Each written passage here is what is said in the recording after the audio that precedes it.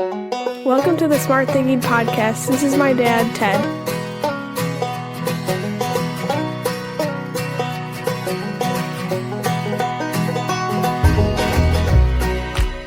Welcome to the Smart Thinking Podcast. I'm your host, Ted Knightsky.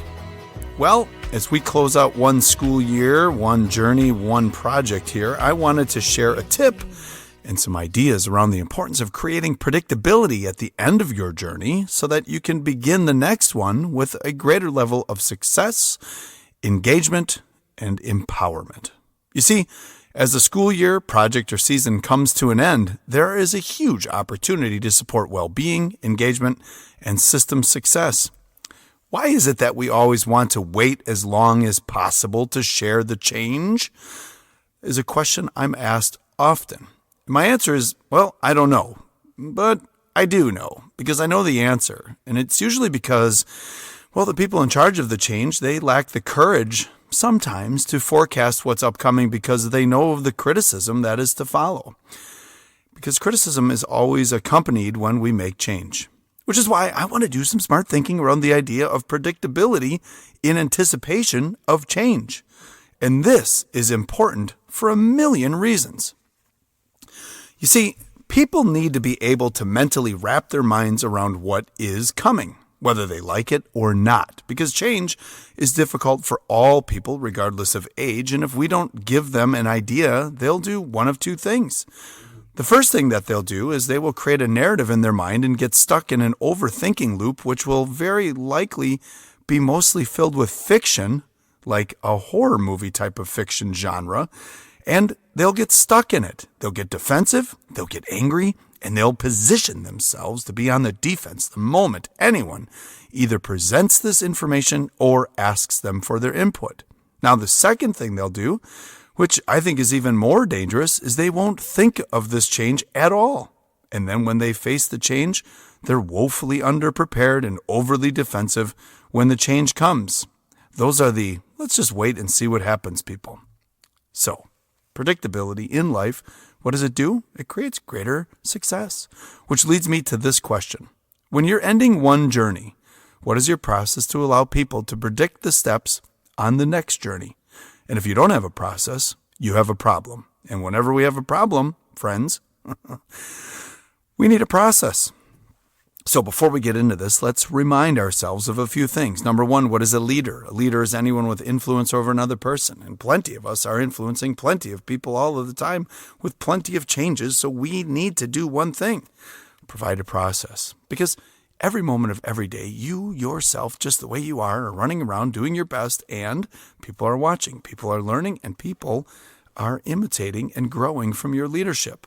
Now that leads me to the second part, which is followership, which is the ability for you to both lead and follow, to recognize what the mission is, to put yourself in position so that you can successfully lead forward while also following a strategic plan, other people, other ideas. And you do that by collaborating, accepting responsibility, being resilient, and most importantly, choosing to be engaged. And we do all of that as leaders and followers by being empathetic and wondering what would it be like to be the people around us or the people impacted by what we're about to do. And finally, each day we start and end with reflection. What do I need to get ready for this day in order to serve others at my best? And what did I do well today to serve and support others? And finally, that positions us to all be buffaloes, animals that turn, see the storm, prepare for it, and then go to it. Because that's the fastest way to those sunshiny days and starry nights. Okay, change is critical, and it is constant in organizational success and failure. And one of the keys to supporting others is to ensure they can see where they are headed. I mean, is there anything more anxiety-riddled in life than not knowing what's going on, where you're going, or what you're doing? Can you imagine each day showing up for work and being put in the car and then saying, we don't know where we're going, we don't know what we're doing, we don't know what skills you'll need, we don't know if what you learned yesterday will be applicable to tomorrow, and heck, this might be the way the whole year goes. That would be horrible. Okay, before I get into the research benefits of forecasting change to increase life predictability, I want to tell you a story. Because that's what I do. All right, this is a two-parter, and neither are related, but they're both examples of ways in which I learned, one, the power of having my day forecasted for me, and 2, well, the problem when you don't. So when I was in college, I worked at this golf course that was being built.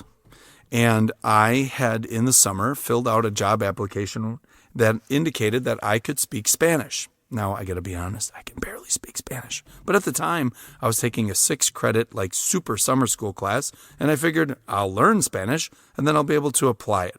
That put me in charge of a crew of all men who had come from Mexico to work on the project. Here I am, 21 years old, cannot speak any Spanish fluently, and in charge of this crew. Well, I learned something really cool while working at this golf course and on this project. You see, each day we would show up and we would review what we had to do that day. And it was really cool. We would sit in the morning meeting. They would break us up by our crews. They would give each of the crew chiefs their objectives for the day. They would tell us what equipment we need. We would prepare ourselves. We would get ready to go. And then we would go off to work. That was the first day. But every day after that was different. Because at the end of the first day, they did something that I had never seen before in the workplace. Now, granted, I was only 21 years old, had never worked in a professional environment before, but on this crew, we did something that was fantastic. You see, the day ended, and the crew chiefs were told to come in a half hour early, and the rest of the crew came in 15 minutes early, giving us 10 minutes to debrief and what the guy called pre-brief, which I thought briefing was the brief. But anyways, there was debrief and pre-brief. So we would go through where we ended the day, what projects we got done, and talk about what equipment we used, if there was any damages to things, if anybody got hurt, and if we had any extras or surpluses of materials or time. And then we would pre-brief. And I loved this concept. What they would do at the end of the day is they would say, and here is what we're doing tomorrow, the day after, and the day after that. That way we learned and we could forecast everything that we were going to do. I always enjoyed it because we would be able to mentally get ahead of the work, because some days we would know that the next day was going to be tough and we weren't going to like it. And I loved that because I would go home probably a little frustrated or like, I just really don't want to do that. But then when I would head back to my apartment at night after the pre-brief, I had something really cool that would happen every single night. You see, that cool thing was time. There was time in between when I was told what we were going to do and the changes I'd have to make, and if I knew what I was going to do or how to do it or not. And then there was this ability to reflect, prepare, and go. So I could leave frustrated that tomorrow we're going to be using hand tools and digging out a sand trap, or that we're going to be building something but not using equipment and having to do hard labor all day long. But by the time I got to work, I was ready for it because I knew it was coming. I also knew how to prepare myself. I knew that I'd need extra water if I was using hand tools all day. I knew that I would need sunscreen or bigger hats or long sleeve clothes. I knew what to do and how to prepare. And if I didn't, usually in the morning brief, I would be shown what I needed in order to be successful. So not only was I left to my own devices to prepare myself, but the next day I was supported in that preparation.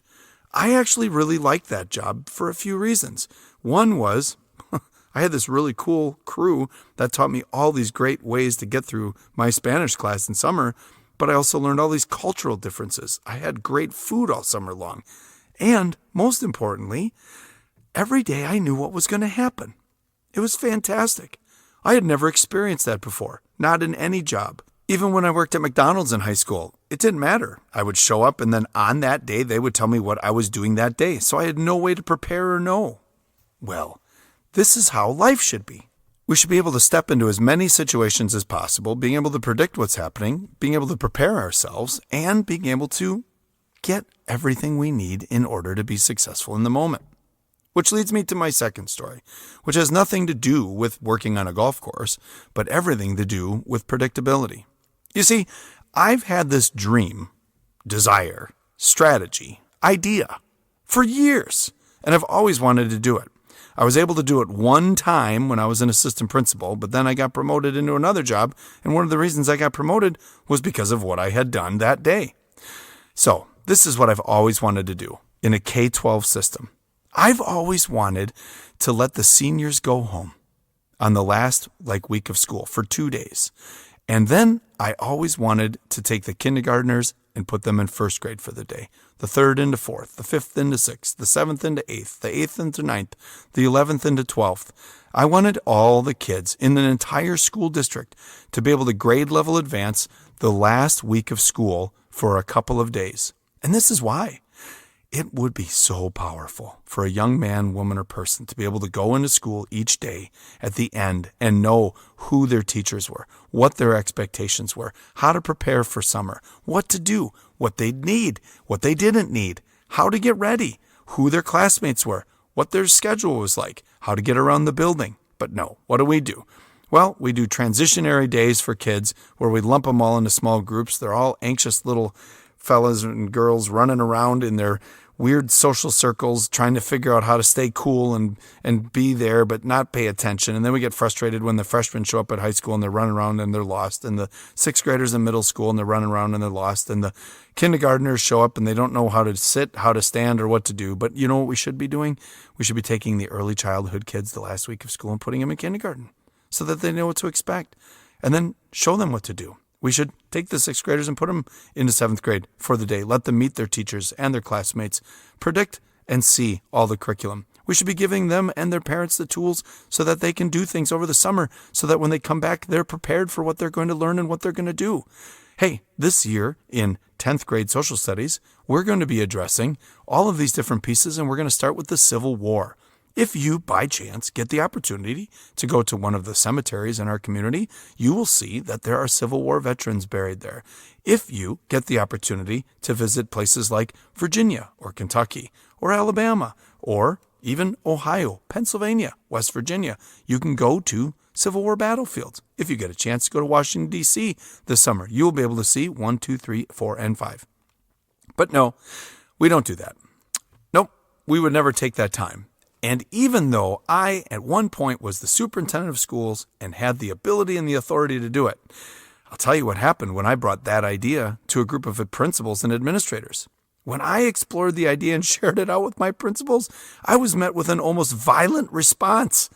The amount of operational issues this created. What are we going to do for busing? How would we communicate? What if a kid gets lost? I immediately hit all this resistance. And the reason is because I didn't properly forecast it. I just showed up one day and they knew me. They know I move fast and get excited and I've got strategic and futuristic in my key strengths. And they're like, oh boy, if we don't put up resistance to this, it's never going to happen. What I should have done was said, I have this idea and what do you think? And here's what I'd like to see. And here's when I'd like to see it by. And it doesn't have to happen tomorrow. But I didn't do that. So what did I hit? I hit the Berlin Wall of resistance. You couldn't get through or over that thing without getting yourself in some serious, painful trouble. But think about what this would do for kids. Think about what it would do for the teachers. They'd get to meet their students. You know, one of the things that those of you who are not in education don't understand is that every year the teachers below you, in other words, the grade level below you, by the end of the year they talk about, oh man, wait till you get this group. This group's unbelievable, blah, blah, blah, blah.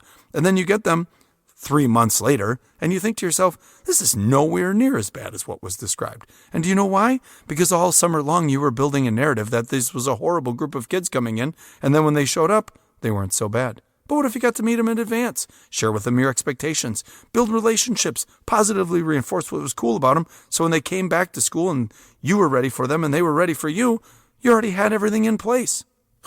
I would love to do this. But let's get back to this. Let's get back to why transitioning with predictability is so important. So if you want to take my idea, feel free to contact me. I will help you and show you the process in order to help kids transition from grade level to grade level to grade level. Yes, it is a Herculean lift. In other words, you need Atlas and the world on your back to do it. But think of the power for children. Okay, so let's now look at the research around the power of presenting predictable pieces for staff as they move from one project, one journey, or one school year to another. The first thing that happens is when you forecast out what's going to happen is it creates a reduction of anxiety and stress. Now, most of you who have let out change before would say, no, it doesn't. It creates anxiety and stress. Yes, initially. However, when you use the tool I'm going to share with you, what it will do is it will settle the culture into the change, not settle them down. and know the difference. So, reducing anxiety and stress. When people know what to expect during a change, they are less likely to feel anxious or overwhelmed, and predictability helps individuals prepare mentally and emotionally, which lowers stress levels and promotes a sense of stability. The second thing this does, which is really important in the 21st century, is it fosters psychological safety. Predictability cultivates an environment where people feel safe to express concerns, ask questions, and participate in the change. This safety supports mental well-being and encourages healthier engagement in the process. People are not going to get defensive or angry if they know that 3 months from now we're going to talk about this, because as I'm going to share with you in a moment, they'll have a process in which to engage themselves to prepare for it, or not prepare for it because they're not freaking out about it. The third thing is it builds trust and transparency. Transparency is such a great word, but it has now been weaponized. So let's focus on the fact that it builds trust and predictability. Clear, consistent communication about what will happen, when and why, it builds trust in leadership. Trust is foundational to well-being because it reduces fear and speculation, which can be emotionally draining. The fourth thing it does is it enables personal and team control. Control. If you can't control or feel out of control, you're not going to be the best version of yourself. So if your leaders create predictable processes for you, well, then when change processes are happening, individuals and teams can better plan, adapt, and make decisions. This sense of control is a key factor in well-being because it empowers people rather than making them feel passive victims of change. The fifth thing it does is it creates coping mechanisms. People can better activate their coping strategies, such as seeking support or preparing resources when they know what's coming. Now, my favorite part about this is if you are a Clifton Strengths person, you know in the change process what strengths you are going to lean into, which strengths are going to be your pinch points and create blind spots for you, and then most importantly, which strengths are going to be your reactions. In other words, in a new situation, what are your defaults? What will you default to? And this predictability gives them and us time to prepare and respond constructively to what's coming. And the last thing this does is it promotes a culture of stability amongst the transition. Even in the midst of major shifts, predictability in the process provides a constant that helps people feel grounded. And this stability is especially important during prolonged or disruptive changes. So let's look at this in the context of a school year. In the next few weeks, you're going to be sending the students home. Some of you will have the fortune of having end-of-year professional development that will empower and engage you as you head into the summer so that you will bring home a narrative so that when you are thinking about what's coming next year, you are prepared for it. Just like a fourth grader in the state of Wisconsin knows that you learn about Wisconsin history in fourth grade. And if you were to tell the parents, here are 5 places to go see in our state to help your child be successful this year, well, there'd be a good chunk of parents who would do that, or any state or country. In short, predictability is not about removing all uncertainty. It's about creating reliable frameworks so people can navigate change with a bunch of things: confidence, clarity, and emotional balance, to name a few. This kind of structure is essential for maintaining well-being during any transformative experience, and we face those every single day. So what's the process, Ted? Well, principals, leaders, chiefs, surgeons, who's ever listening, what you do is you just create a single-page document that explains everything in a T-chart. One side is listed as what to expect in the coming months, and on the other side, how to prepare. That's it. That's simple. On the left side, here's what's coming and what to expect. Not a huge narrative, not a white paper, not a blog, not a podcast, just a simple bullet point. And then on the right side, here's how to prepare yourself. That directly correlates with the bullet point on the left-hand side of the chart. So let me give you some examples. On the what to expect side, here's what will be new next year, the next process, the next project. Here is what will be changed or iterated next year. So even though we have current practices, current processes, some of them will be changed or iterated in the coming year. And then finally, what we will not do next year. Yeah, everyone works in organizations where people say, I wish they would just take that off the plate, or how much more can they fit on the plate? Well, when we remove things from the plate, some people like the shrimp sitting right next to the blueberry muffin, which is right next to the meatball. Because, friends, we don't live in a single plate world. We live in a buffet world, a brunch world, and everybody grabs on to too much.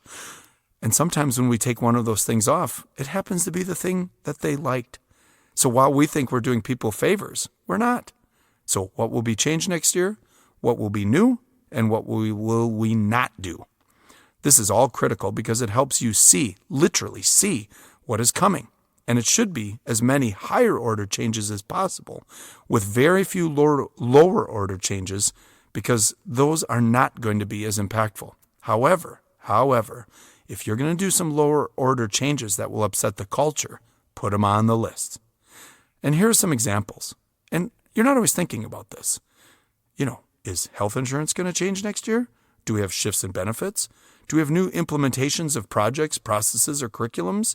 Is there new training that's coming next year? Are there shifts? Are there policy changes? Are there schedule changes? Whatever those changes are, forecast them and put them in a position so that people can proactively understand what they are. Even if these changes are simply being considered, just put on there, we are considering for next year. Do not underestimate the power of people being able to see what is coming. Too often, things happen that are strange. Now, some of you are listening to this like, oh, geez, if we tell people, will this overwhelm some people? Yes. Will some people get really worked up about this? Yes. Will some people maybe leave? Yes.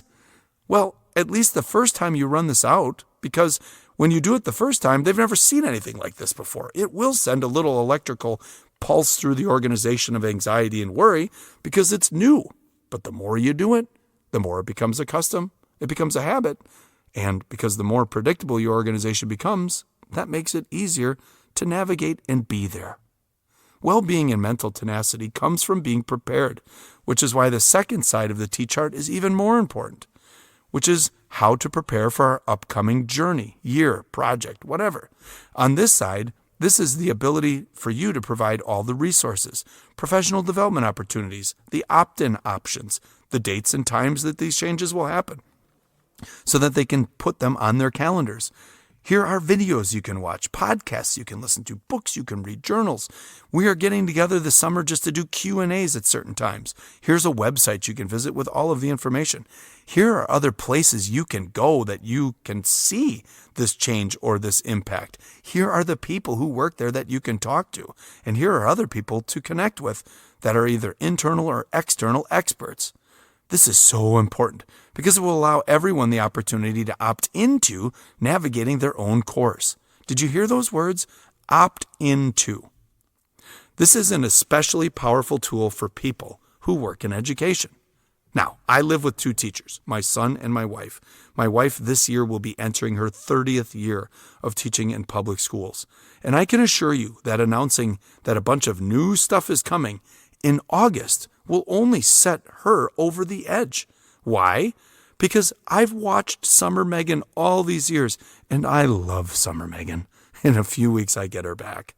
But she will spend the entire summer foreshadowing her entire school year. And then some dipsticks go to a conference and decide to completely disrupt the flow of the staff's vision for the year because they've got all these ideas.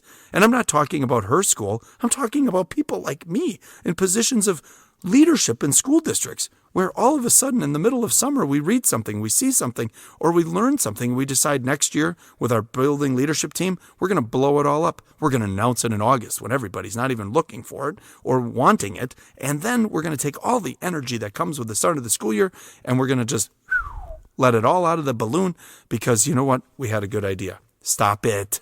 Stop it. All these teachers and staff members are sitting around thinking about their upcoming school year, their students, their expectations, all of the staff that you work with, that you've got going on with projects. They've got lives. They're doing things. It doesn't matter if you're in education, firehouses, wherever you are. You've got to foreshadow for people so that they can predictably move into their summer, their life, or their transition and be successful.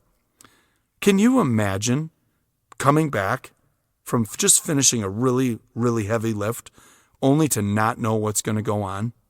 I'm telling you, when I worked at that golf course and we did the pre-brief at the end of the day, and here's what we're going to do tomorrow, I went home every night either going to bed early, skipping lift or running, and being prepared for the next day.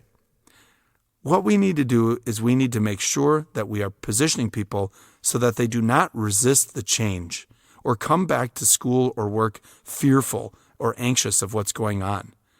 When you have a whole country full of teachers who are sitting around all summer long thinking about the next school year, and then we surprise them, that's a problem. What we should do is we should send them home with a single sheet of paper that says, here's what's coming, and here's how to prepare. And you know what they'll do? They'll do both those things. Here are the keys. Be upfront as soon as possible. Stop creating a narrative in your head that everybody's going to yell at you or be mad at you. They're not. Only a handful of people are. Include all of the facts. Create opportunities for self-learning that are directed and specific. And then empower the staff. And what are the benefits, Ted? Ooh, I just dropped in a little third person there. So this means it's super important to listen to the following. The benefits are a reduction in anxiety and stress, creating psychological safety, building trust and transparency, enabling personal and team control, strengthening coping mechanisms, promoting a culture of stability amongst transition, and finally, creating a group of people who want to come back and are ready to go on the next journey. If you want a storm-charging culture, understand the political nature of your culture and flip the processes so that people see what is coming and direct themselves to the facts that they need so that they can succeed. How can I successfully tackle the problems I face if I don't even know what's coming? Stop it. Start putting your staff in a position. Start putting yourself in a position to understand the change and how to prepare. See it, share it, prepare for it, and go. Go to your storm. So let's do some smart thinking. Describe your current process for supporting change. List the changes coming and analyze how you've shared those changes. And last, describe how you can be less reactive and more proactive in the change process. That's it. Hey, that's the Smart Thinking Podcast, friends. Thank you for listening to this and helping me help as many people as I can by sharing this episode with others. Thanks for taking the time to do some smart thinking and reflecting. And while you're at it, please make sure to not just share this episode, but rate this episode on whatever platform you listen to. And thank you, as always, to the Well Pennies for their great music and Golden Bear Studios for allowing us to use their catalog to help me promote awesome music from the Midwest. All right, let's close out here. Stop worrying about what might happen if you have to lead change and shift your mindset to, here's where we think we're heading, and this is what we'll need. That's a big shift because most people don't think like that. And why don't we think like that? Because we're more worried about the reaction and the response of the change than we are about the people's well-being. Yeah, you heard me right. We're more worried about how we're going to feel than how others will be during the change. And we need to stop that. And we need to start focusing on the well-being of others. This summer at the Smart Thinking Leadership Retreat that I host, this will be one of the tools and one of the processes that we'll be talking about with all of the school systems and all of the businesses there. Because we need to do a better job of thinking about how other people are. Because that's what we do as leaders. We're empathetic and we're wondering. And then, after wondering, we're empowering. And why do we do this? Well, did you enjoy a few years ago when we had COVID, when every day was a surprise? Me neither. Talk about anxiety. I mean, here's the deal. Do you remember, and I make this joke all the time, driving around listening to the country's possibly going to shut down, and then driving to the grocery store, and for some reason the entire country thinking we would not have toilet paper, so everybody was buying out all the toilet paper, and then all the flour and yeast, like we were going to live on making our own homemade breads and using toilet paper for everything to sustain our own sanitation? It was crazy. It was so unpredictable. Nobody knew what was going on. Suddenly you went from going into an office every day to flipping online, and now some of us get to work from home every single day, and we've almost completely forgot about the days where we were arguing whether we should be masked or not, how many people we should be in a room together with, how close it is to be able to breathe next to someone who tested positive, and now I have to shelter in place for 10 days until I don't have any symptoms. Do you remember all that? Remember how that felt? It felt horrible. Well, that's how a lot of people feel during change. And that's why we need to put processes in place so that people can predict it. I mean, I don't know that it would have been much better if they would have said, hey, listen, we're going to shut down the country for the next 3 months. You're going to have to mask. Please don't buy all of the toilet paper. And here's some things that are going to happen. Number one, we don't know what's going to happen with your job, but the federal government's going to come in. We're going to kick in a bunch of cash to make sure that you can continue to get paid and our economy can keep moving. Second thing is you'll get to eat every single night with your family and spend a bunch of time with them. You're going to watch shows like The Tiger King on Netflix, which you've never heard of before, but you're going to really, really greatly enjoy. And you're going to walk around for a whole year telling people to check the septic tank. I hope that you all get that joke. Anyways, can you imagine if we were able to foreshadow all of that stuff? People would then on the left-hand side know this is what's coming, and on the right-hand side, here's how to prepare. And if I would have been told 3 months in advance that I needed to buy toilet paper because there would be a run on it, I would have certainly bought a bunch of it at Costco. People will want to be in places that care about them and that think about them during change. Last thing for you to remember here. Create predictability and share the direction. And I'm not talking about the adults anymore. Teachers. We need to improve our ability to help kids over the summer navigate the changes that are coming. And not with the threats of next year you better be ready to. Instead, here's what's coming next year. So instead of spending the last week of school doing all of the traditional movie watching, field days, and everything else, maybe take the last week of school here to show them, here's what you're going to learn next year. Here are ways in which that you can prepare yourself. Here are places you can go. Hey, Mom and Dad, we've got some things here to help you and all of the guardians support your kids' learning, not just over the summer, but as they enter next year. Regardless of their means, here are different ways in which you can support them. Here are videos they can watch, places they can go, and as always, they can just go to the library and find some amazing things in there. I mean, the library in and of itself is just a step into both a time machine and the entire universe. If we do this, then people will be able to navigate their future. Little people all the way to big people. This way, people within the culture will not only find success, they'll be engaged and they will advocate for their own needs. And this, friends, is what we do. We think smart, we act with intention, and we charge into the storms that we face, especially when we can see them coming. I've been waiting for someone after hoping for so long, but I made up my mind, yeah. Once met her in person, never been more certain she's of the special kind. She's so criminal, taking all my love away. It's just in my head, wishing that it was that way. I can barely believe it, how much I've fallen in secret. I learned slide guitar for her, yeah. Nashville girl, got my heart flying sky for you. Nashville girl, beat it the rhyming. We can walk the main street, taking all the bands there too. As long as it is all with you. I'm not in Music City, but sounds like the band's playing for me. Banjo and mandolin. She's so Dolly, Little Musgraves and Presley. So classic, and with it wanna sing a harmony. Oh, Nashville girl, got my heart flying sky for you. It's true. Nashville girl, beat it the rhyming. We can walk the main street, taking all the bands there too. As long as it is all with you. When it comes to musicality, she's the only 10 I see. Love the way she sings so free. Wanna get a bit closer.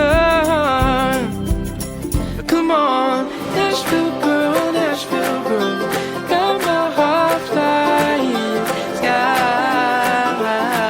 for you. It's true. Nashville girl,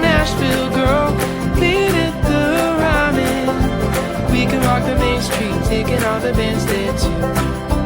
Baby, would you be my Nashville girl, Nashville girl? Got my heart flying sky blue. It's true, it's true. Nashville girl, beat it around and yeah, we can walk the Main Street, taking all the bands there too. As long as it is all with you. As long as it is all with you.